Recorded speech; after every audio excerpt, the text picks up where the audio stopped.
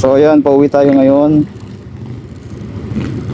So testing ulit natin itong speed sensor o yung speedometer niya kung gumagana. Ayan.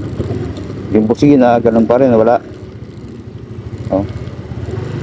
So ayan. Ayan, makikita nyo, umanda na tayo. Ayaw niya mag-drift.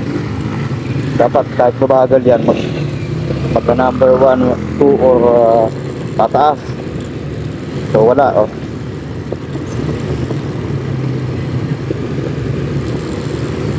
Tayo talaga.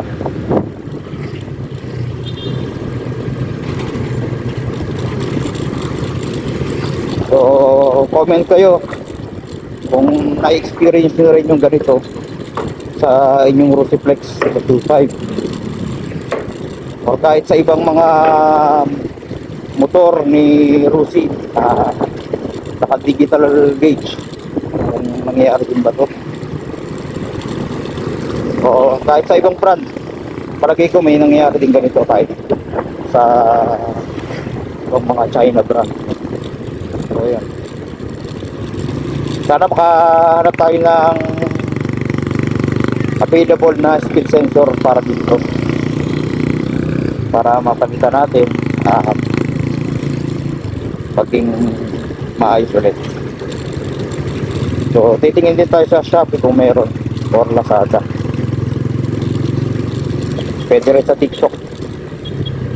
So yun, wala talaga mga kapatid. Kahit yung busina pinipindot ko, wala talaga. Gagana to mama yung busina niya sa hapon pa o yung pag uminit na yung makina.